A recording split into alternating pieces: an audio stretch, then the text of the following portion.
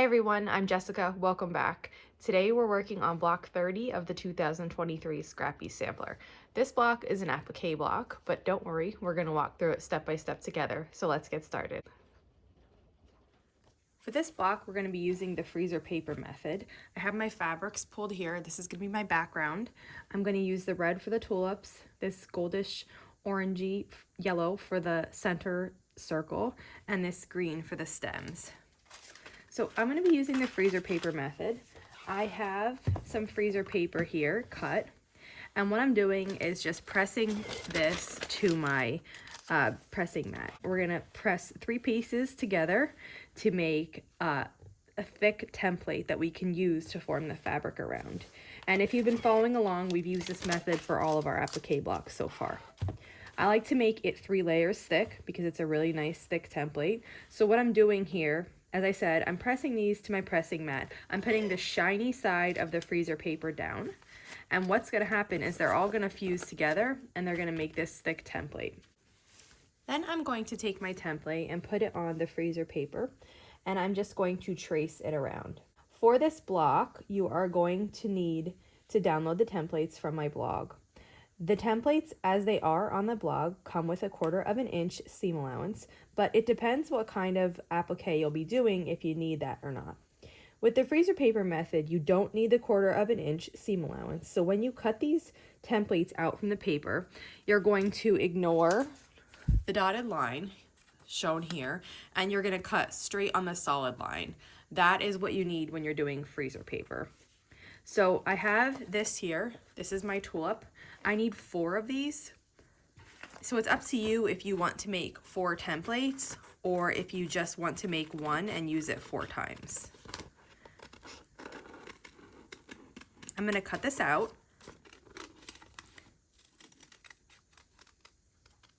Okay. And now we have our freezer paper template version of this paper template. The next step is going to be to prepare your fabric. So to do that for this, it's really simple. I don't do anything special, just cut it out to be the right size. So I can probably get 2 pieces from here. So I'm just gonna cut that. And then I'm gonna go as close to the edge as I can, but I'm remembering here that I have to add my 1/4 inch seam allowance. Because no, we don't need it on the template, but yes, we have to add it on the fabric. So I'm gonna go about there, and then I'm just gonna set my iron. I have the shiny side of the template down so that when I do this, the template is gonna stick to the fabric. And I'll just go at it on both sides just to make sure it's really stuck. But you'll see now, it's here, and that's gonna help us be able to form the fabric around the template because it won't be moving. But it's easy to peel off too, so it's not permanently stuck. Then what I'm going to do is I am going to go around the edge of this, and I'm going to cut, leaving about 1/4 inch seam allowance. And if your template comes up at all, and if you want it back on, you can just go ahead with your iron and just press it back down. Sometimes around these little points I find it picks it up.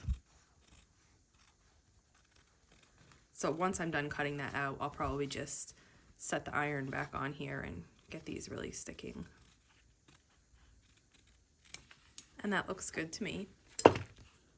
So just because that lifted up on us, I'm just gonna press it one more time, and I'm gonna press it from the other side as well. The next step in making this is to get some starch, and I'm using spray starch here. This is what I'm using. I'm just gonna spray a little spray starch in the cap. So you can see it's liquid there in the cap now. And you can use your fingers or you can use a paintbrush. And what you want to do is dip it in your starch. And then you're going to start working on little bits of your seam allowance. You don't want to paint the whole thing at once because the starch will dry before you can get to it. So when you're first starting, I would encourage you to just do a very little bit at a time. I know that I can make it around this bottom before my starch begins to dry. So what I do is I just fold the fabric over. I'm using the edge of the template underneath as a guideline. And I'm just gonna place my iron there. Let me turn this around. And I'm just gonna place my iron there. When your iron is pressing this, I like to go perpendicular to the template. I find I get really good results there. So I just try to come at each part perpendicularly. Even if I'm having to pick up my iron and move it, I get really good results when it's like that. And if you notice it's starting to dry, that's okay. Right now I'm kind of just going at the edges here. I'm gonna go back over this one more time really good once I have got these all started nice. If you notice that it's starting to dry, you can just get some more starch and put it on with your paintbrush. You have a little bit of time to work before it dries. And you do need to like hold your iron there, probably longer than you think, but you do need to be careful that you don't burn your fabric. If you hold it too long, you will burn it. So just keep checking, but you can see there, so far this is looking good. It's not, none of the fabric is burnt or singed, and I have a really nice edge here. My whole edge along here is smooth with no wrinkles or ripples. If you had wrinkles or ripples that went all the way to the edge, you would see them on the front side when you flipped it over. If you did have that, you would just want to put a little bit more starch on that spot and then just repress it to get that wrinkle or ripple out.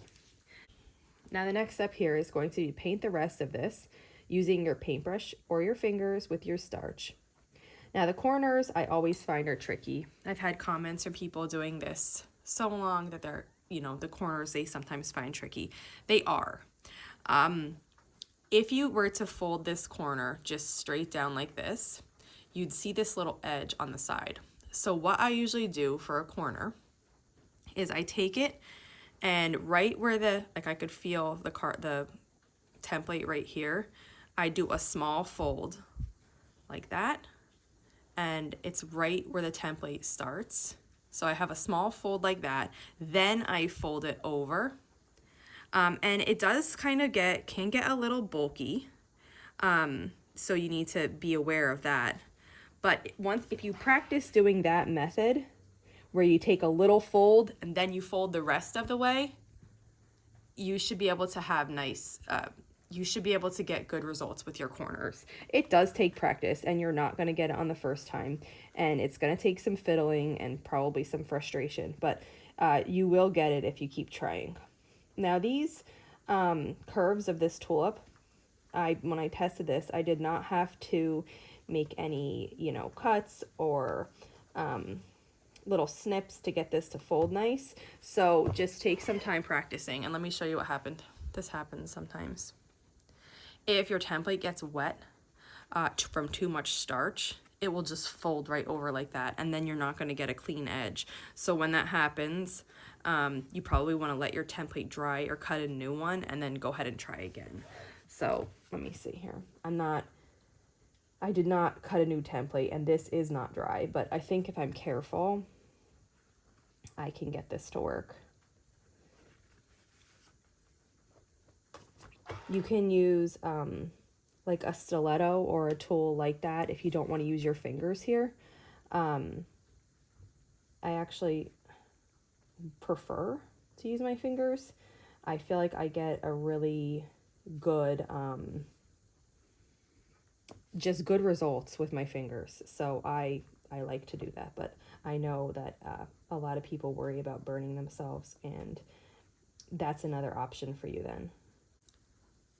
Once you get it in the right spot, you do need to hold it there just a little bit, but I think I can get this part to work if I just put a little bit of starch on this while I have it folded, and then I come in with the iron. I think I can get that part to set, but for the next tulip, I will make another template because it's really hard to work with that edge when it's like that.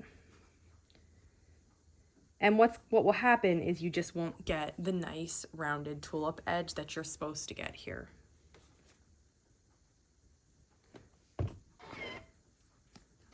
So you can see now in the front, that it looks good. This is finished and this is finished. This is the one that was weird, but I got it to look just nice.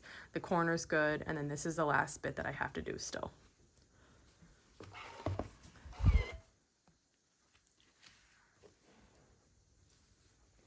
So I'm just going to touch this last little corner up. It dried while I was fussing with that other side, so I'm just wetting it again, starting it over. And then I'm just going to hold it in place and let my iron take over there for that little side. And this is the last part that I need on this tulip.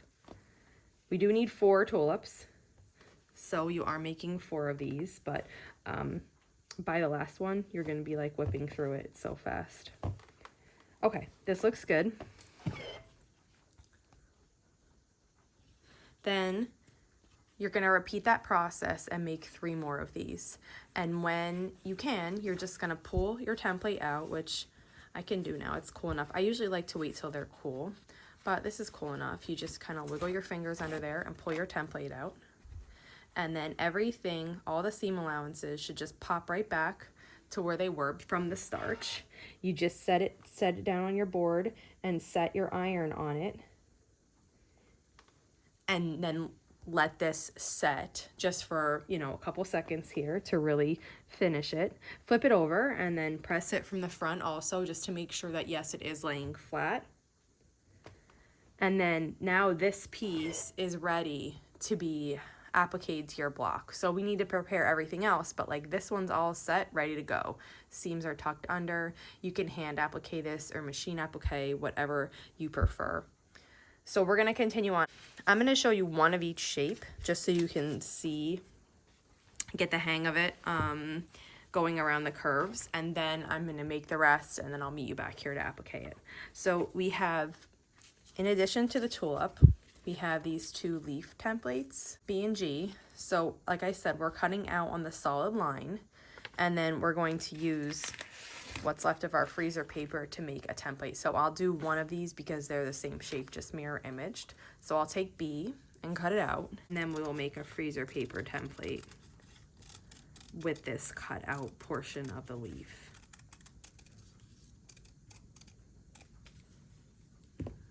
So here's B.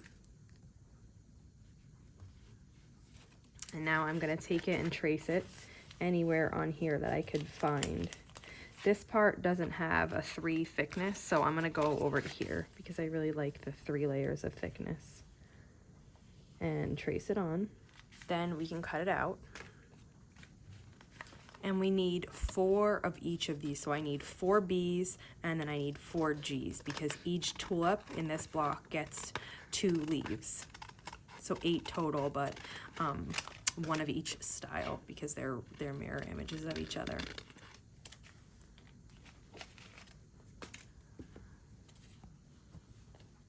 And then after you have it cut out, you'll find a little spot in your fabric. Like I have this nice little, from another block, this little hanging part, which actually will do really good. So we'll just press this on here, remembering that I need at least 1/4 inch on each side for our seam allowance. And after you press, I've said this before, but the freezer paper seems to like retain heat. So after you press it, if you want to wait till it's cool to handle it and to start working with it, you can. You don't have to do it when it's hot.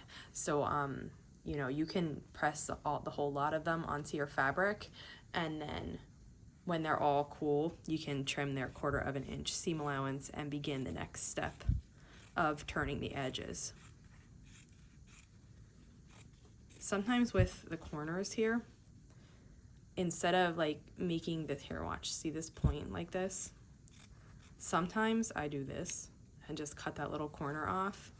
And I find that on sharper corners, it's easier to deal with. See, I did it there too. So that's how I'm gonna do that one. And then we're gonna do the same exact thing as before. I'm just gonna start on one spot here, just painting the edges with the starch.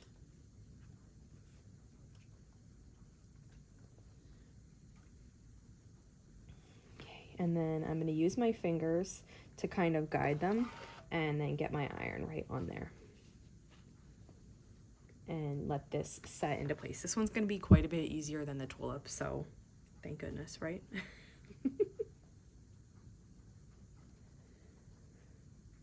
Okay. That edge is nice. And now we're going to work on the other side.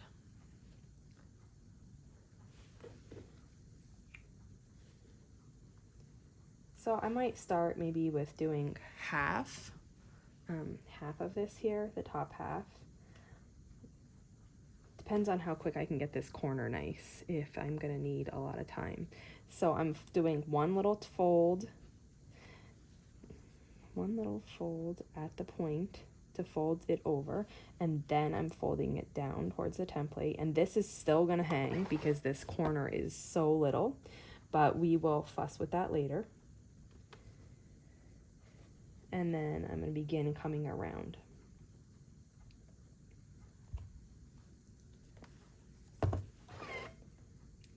And then I will paint the remaining portion of the seam. I want to get this curved, and then we can fuss with, I want to get the curve done, and then we can fuss with the corners.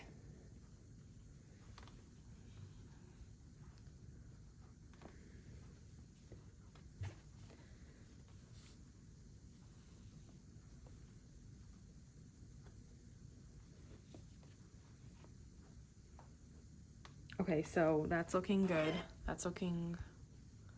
This is looking good so far. Now let's fuss with these corners. So if I fold the corner over exactly as it should be, we've got this like huge overhang. So what I'm gonna do, you wanna make sure when you're doing applique that you're not exposing any of the raw edges, because then your applique will just like fall apart after time. So what I did here was, just like I explained before, I took this tip and I folded it in, even with the edge of this template. And then I folded it over, and now you can see that I'm not beyond this edge at all.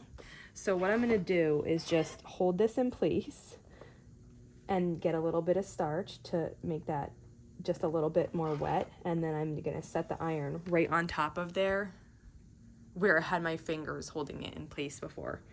And I'm sorry that the camera just keeps like focusing and not focusing because I'm going close and far away and close and far away. But I hope you understood what I did there. Let me bring you down a little lower. So now I have this in place and it looks really good. And there's this is like a close little crease right here. And it looks like it goes to the edge, but when you flip it over, you can't see it, so I'm leaving that. The last thing we have to do is fuss with this corner. Now this corner is narrower than this corner, so it's gonna be a little bit trickier because we don't have as much space as we did in the other one. But I am gonna repeat the same steps to where I fold that first and then tuck it in, and that looks good to me. I know we have this one little stray fabric, but when I press that, that'll go away. So that looks good to me. What I'm gonna do is, just like I did before, I'm gonna get a dip of starch. I'm holding this in place with my finger because I think it looks nice where it is. I just want to be careful with this one crease that I'm making happen a little bit. And then after I get that set with the starch, after I get it all wet and ready to go, then I'm going to just set this on top of it for a minute and let it completely set up so that it looks like this now. There is one little, see that little crease? My camera won't even focus on it. See that little crease right there? I'm gonna try to fix that. So to fix a crease, what you would do is just like wet just the crease with the starch, put it down on your spot, hold the crease back like with your finger, and then set the iron on it, and that will remove the crease.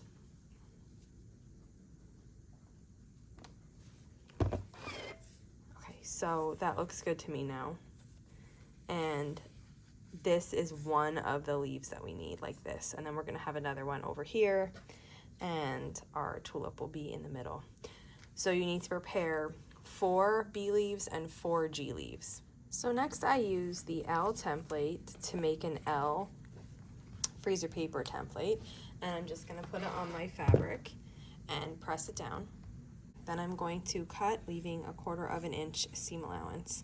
And if you had trouble getting this to form nicely around, we had another block like this with the center, and I can't remember what it was. If you had trouble with that, then what I would recommend is going back to the Dresden plate block and using that method, where we have a basting stitch, and we use the basting stitch to pull the fabric around the center template, and then we spray it with starch and press it and then trim off the excess. So go back to the Dresden plate video from this series if you were having trouble getting this to form nicely, because this is a tight circle, so it is a little bit tricky to get this fabric to form around here nicely without having creases or wrinkles onto the front.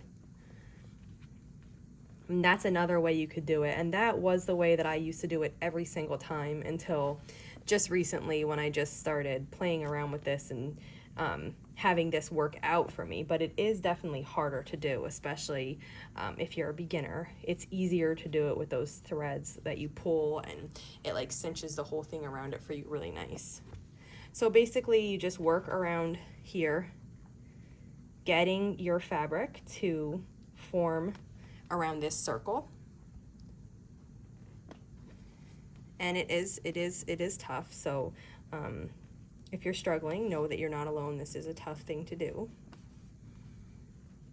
And any creases that come up, you'll just wet them with starch and just repress them, and that's no big deal. And once you get everything kind of like in place, you can set your iron right on top of it.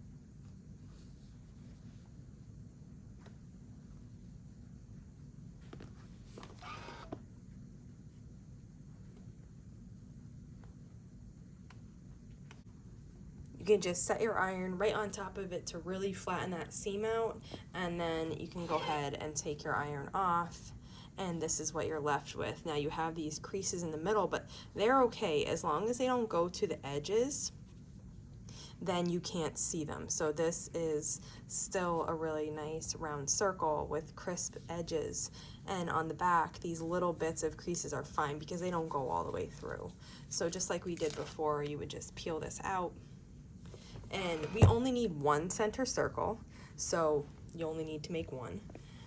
Press it that way, flip it over, and then press it from the front just to make sure it's going to lay nice and flat, and then your center is complete. So the last piece that we need to make is this long strip, and I already cut out the freezer paper template for this, so I'm just going to show you how to prepare it. For this one, it's going to be easy if you just line it up so that it's about 1/4 inch away from the edge of your fabric, and maybe even just a touch less.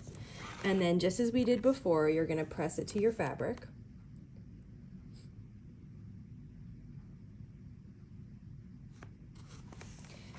And once it's pressed on there, you're just going to trim the other side, leaving 1/4 inch or thereabouts. Now, if you wanted to use a bias tape maker here, you can do that, but I wanted to show this process because you don't need a bias tape maker to make this.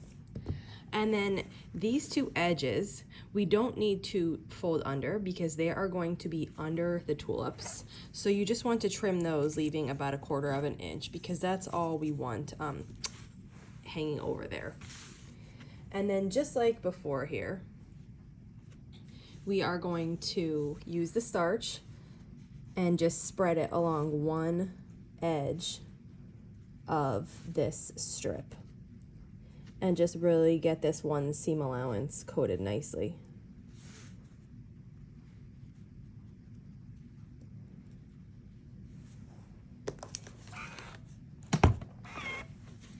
And once it's coated nicely, you're just gonna fold it over. You can use a stiletto if you don't wanna use your fingers, and just fold this edge in, and then let the iron just set this starch to form that edge. It's just like forming any other shape, but this just happens to be a long, skinny one. Now that is formed onto there.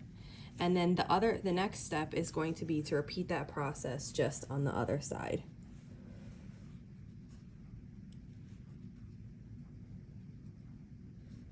So we're just starching the other seam allowance here on this other side.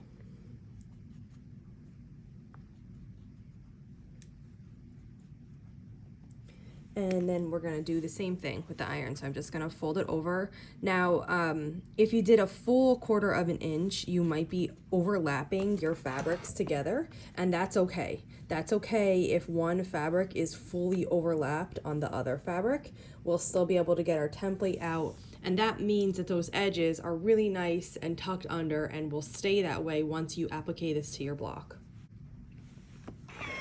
And here's what it looks like. This is the back side, so my right side of my seam allowance is fully folded over my left side. And once this is completely cool, you just open it up, just as we would do before, and you're just gonna pull this out, and everything should snap right back because the starch made it stay nice. And then you're just gonna press onto the back side, and then if you wanted, you could just flip it over and press onto the front side too. So now I have all my pieces made. We need 2 of those long strips. I made the second one. We made our circle. We have 4 tulips. Let me get the other one. And then we have 4 of the left petal, which is G, and 4 of the right petal, which is B. So now we just need to work on placement on our block. I don't have a placement diagram for this applique block because you'll be able to place it yourself. So I have my background square here. I'm gonna do a couple things. First thing is I'm gonna fold it in half. I'm making sure this is like really accurately folded in half. And then I'm just gonna press this line. We're just marking a grid so we can help get everything in the right position. Then we're gonna turn it the other way and do the same thing here, and we're gonna press this line. Now one line that we haven't pressed in our other blocks because it hasn't been needed is a diagonal, but I am gonna press that in here because we have that really skinny green stems going along the diagonal of the block. So I'm just making sure my diagonal is very accurate, and once it is, I will just press this, and it doesn't have to be, you know, really hardly pressed in. You just want a guideline. And then we're gonna do that in the other direction also.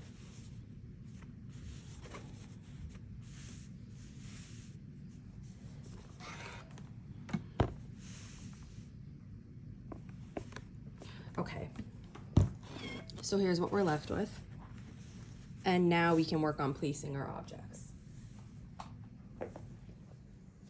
So just like when we placed our other applique pieces, you just want to keep in mind that you don't want to work within 1/4 of an inch of the edge because that will be your seam allowance. So I'm just gonna start here and just get a roundabout of where things go. So I fold that in half, that will mark the center. And I'm arranging this on the diagonal line. Now you can't, it's hard for the camera to show this diagonal line, but it's here. And then I'm gonna repeat that. This is just giving me an idea of where things are going. I'm gonna repeat that step with this other one,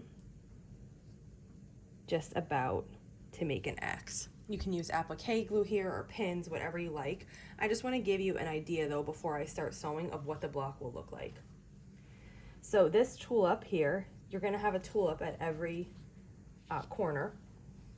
And again, the thing you want to make sure with the tulips is that the edge of the tulip is not going within 1/4 of an inch of the edge of the block. And then, oh, that's upside down. Then you're just gonna place these leaves however you like how they look, just around the tulips. And for these, the larger part is the bottom. So it might be hard for you to tell that. There's a larger part and a skinnier part, and the skinnier part is the top. So you can decide however you want your tulips, tulip leaves on here.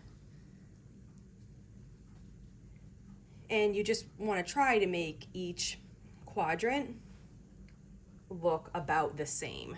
So once you have your pieces, how you like them, fuss with them a little bit, get them to lay out, and then you can use applique pins or glue to hold them into place before you start sewing them on your machine. I'm at my machine now, and I have all my pieces like pinned or glued a little bit, and I'm gonna start working. Now you can feel free to pin one piece at a time and applique it, or you can do something like I'm doing here.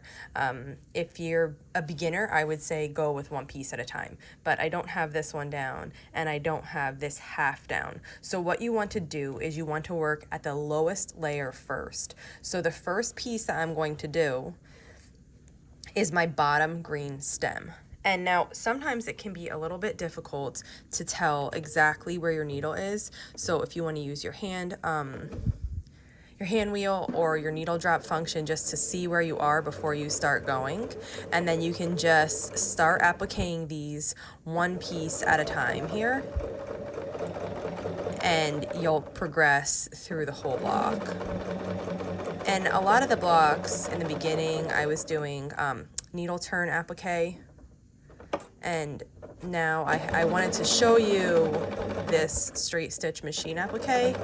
And now I kind of find myself doing a lot of my blocks in that way. So you can do your blocks the same way every time. I think probably ideally you want to stick with the same applique method for your whole quilt, but you don't have to.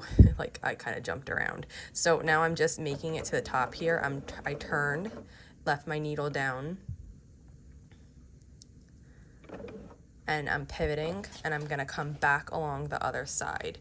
And when you're doing like straight stitch applique like this, you wanna stay as close to the edge as possible without going off. So somewhere between like around a 1/16 of an inch or so. Just stay as close as you can to that folded edge without going off of it. And sometimes you move a little bit inward, and if you do, it's fine. Just like slowly move yourself back out when you can.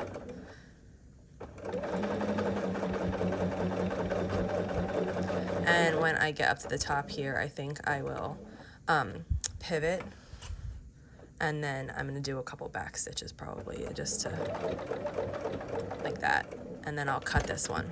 So now my center, this one center is down, so I'm going to fold this other center back, get it in line where I want it to be, and then I will fold the tulip out of the way and start working on that one.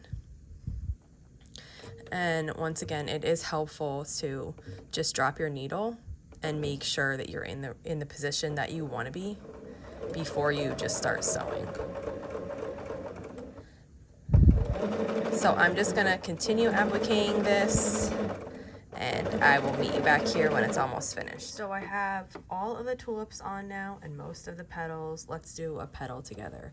So for the petals, I like to start at either one of these points. So I have been doing the right one first. So let's just drop the presser foot and lower the needle and see where we're at. All right, that's not a great spot, so we're gonna take it up, and I'm gonna just move it over just a little bit, and let's try again. Okay, so I'm good with how that position is, and we're just gonna very carefully sew, and we're pivoting as we come to corners. And this is the same thing I did for all the tulips. The tulips have a lot of curves, like different direction curves. So you're pivoting kind of a lot on the tulips. The leaves, are easier because they just have less of that. But you're just sewing around the outside as close as you can, just like we did on the stems. And we're just pivoting when we need to change directions by lifting our foot and spinning our fabric underneath. I'm making sure that the leaf is actually laying flat, so it's not going to be like warped as I sew. So I'm making sure it's flat. And the other thing is at these tips like this, the tips are tricky because sometimes the machine wants to do something funny. So if you need to like hold, I'm going to use my stitch ripper to hold this down while my needle comes out of this last point. There we go. It's just at the point that it does it. So sometimes you might have to just use a stiletto, or like I just use my seam ripper and kind of just like hold it down. Along this flat edge, it doesn't really happen, but at the points it does. So if you need to use something to help you hold it down, just make sure you stay out of the way of the needle. And yes, go ahead and hold that down. It's gonna help you make the turn a little better, like right here, for example. So I'm gonna stay out of the way of the needle. And then here, I'm gonna pivot. This is where I started. I'm back to my starting point. But what I'm gonna do is I'm just gonna pivot around this corner again. And then I'm gonna come forward just a little bit and I'm gonna get some back stitches in. Now you can decide what the best position for you to back stitch in. Like I'm trying to go where my whites are of my print. So they're less noticeable, but you can decide what point of your leaf that you want to back stitch at to be, you know, the prettiest. So all of those are done. The last thing is the center. So you'll just get your center in the correct position and make sure your needle is where you want it to be. And then you're just going to do the same thing here, just slowly sew around the center and making sure you're lifting and pivoting when you need to, trying to stay as close to the edge as possible.